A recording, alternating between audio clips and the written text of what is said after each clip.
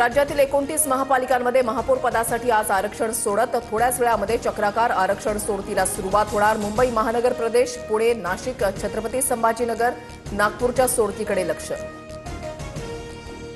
कल्याण डोंबिवलीमधला प्रकार राज ठाकरेंनाही मान्य नाही, त्यांच्याशी अंतर्गत चर्चा करू। संजय राऊतांची माहिती, जिथे अस्थिरता असेल तिथे भाजपबाबत निर्णय घेऊ, पण शिंदेंसोबत जाणार नाही, राऊतांकडून भूमिका स्पष्ट। कल्याण डोंबिवलीमध्ये मनसेपाठोपाठ ठाकरे सेनाही शिंदेंना पाठिंबा देण्याची शक्यता। सन्मानजनक प्रस्ताव दिल्यास विचार करण्याच्या ठाकरेंच्या सूचना। ठाकरेंच्या भेटीनंतर नगरसेवक उमेश बोरगावकरांची प्रतिक्रिया। ठाणे, कल्याण, डोंबिवली, उल्हासनगरमध्ये महायुतीचाच महापौर होणार। भाजपा प्रदेशाध्यक्ष रवींद्र चव्हाणांचं विधान। दावोसवरून आल्यानंतर फडणवीसांची शिंदेंसोबत बैठक होणार। नॉट रिचेबल असलेल्या नगरसेविका सरिता म्हस्के यांनी मिलिंद नार्वेकरांची भेट घेतली। आज उद्धव ठाकरेंची भेट घेण्याची शक्यता। सेना भवनातील बैठक आणि कोकण भवनामध्ये गट स्थापनेवेळी सरिता म्हस्के गैरहजर।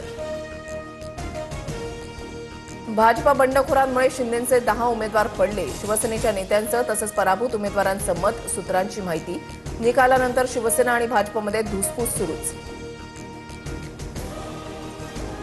चंद्रपूर महापालिकेमध्ये काँग्रेसच्या 2 गटातील वादावर सपकाळ आणि वडेट्टीवारांची रात्री बैठक। एका गटाला महापौरपद, दुसऱ्याला स्थायी समिती अध्यक्षपद मिळणार। सूत्रांची माहिती, मुख्यमंत्री फडणवीसांकडून दावोस दौऱ्यामध्ये महत्त्वाचे करार। पेण रायगड स्मार्ट सिटी, नवीन बिझनेस डिस्ट्रिक्टसाठी सामंजस्य करार। इनोव्हेशन सिटीतून 20 ते 30 लाख रोजगार मिळणार। फडणवीसांची TV9ला माहिती। मुंब्र्याला हिरवा करायचंय म्हणणं म्हणजे हिंदूंना धमकवण्यासारखं। एमआयएमच्या नवनिर्वाचित नगरसेविका सेहर शेख यांच्याविरोधात सोमय्या आक्रमक।